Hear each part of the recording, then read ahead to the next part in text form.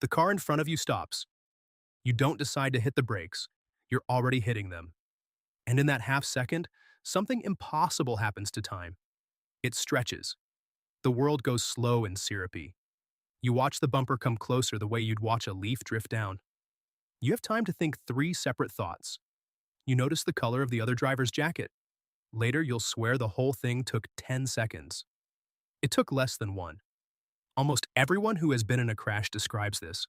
So do soldiers, climbers who have fallen, people who have nearly drowned. Time slows down when you think you're about to die.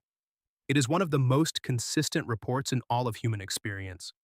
You have probably felt a smaller version of it yourself. A glass slips off the counter, and you watch it fall with strange, generous time to lunge. A bike cuts in front of you. A foot misses a step in the dark. For a sliver of a second, the world drops into slow motion, then snaps back to normal speed as if nothing happened. Same effect, smaller dose.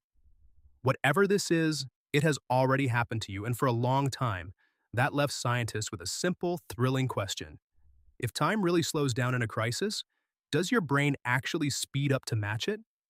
Because think about what that would mean for you. It would mean there is a hidden gear inside your head, a turbo mode that only switches on when your life is on the line.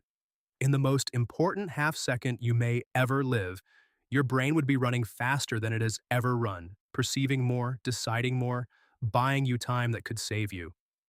It is a beautiful idea. A neuroscientist named David Eagleman decided to actually test it. The problem was obvious. You cannot ethically frighten someone to the edge of death in a lab. So Eagleman built the fear instead. He found a ride called the SCAD, a suspended catch-air device. You are released from a tower and you fall backward for about 3 seconds with no rope into a net 150 feet below. It is genuinely terrifying. People screamed, their hearts hammered. It was as close to controlled dying as he could get. Then came the clever part. He strapped a small device to each person's wrist, a perceptual chronometer. It flashed a number over and over, faster than the normal eye can read. At everyday speed, the digits blur into nothing. You cannot make them out.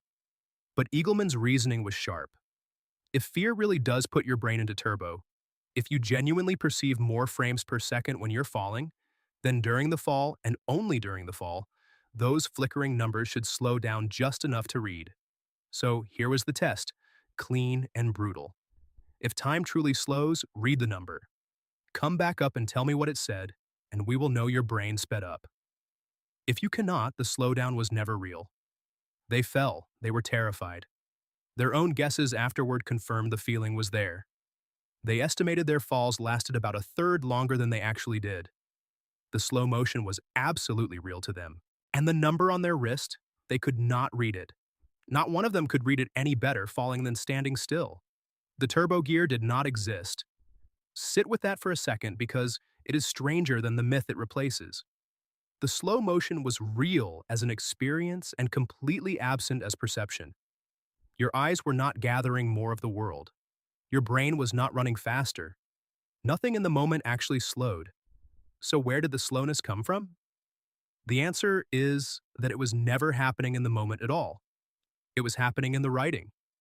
When you are terrified, a small almond-shaped structure in your brain called the amygdala kicks into overdrive and lays down memory far more densely than usual. Normally, your brain is stingy. It records a thin, compressed sketch of an ordinary minute because nothing about it needs saving. You cannot tell me what the third minute of your drive to work looked like this morning, and that is by design. But in a life or death instant, it records everything. Every detail, every texture, redundant and thick. It does not yet know which detail might be the one that keeps you alive next time, so it keeps them all. This is why the memory of a near miss stays razor sharp for years, while an entire ordinary Tuesday dissolves within days. The frightening seconds were not more important to live through. They were written down in far more ink. And here's the trick your mind plays. When you look back, you judge how long an event lasted by how much you remember of it. More memory reads as more time. A rich, dense, overstuffed few seconds gets played back as if it must have taken much longer because a normal few seconds could never hold that much. The slow motion is not something you saw. It is something you remember seeing. Your brain did not stretch the moment.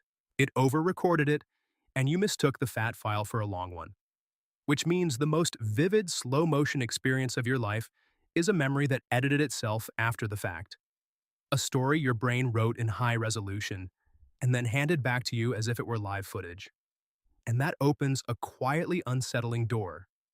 If your brain can rewrite the speed of a moment once it is over, and you cannot tell from the inside, then how much of what you call what happened is footage and how much is editing? The car in front of you stops. Time seems to stretch. But nothing slowed down at all. You were simply, for one dense and frightening second, remembering your life instead of living it. If this broke something in your brain, there's more where that came from.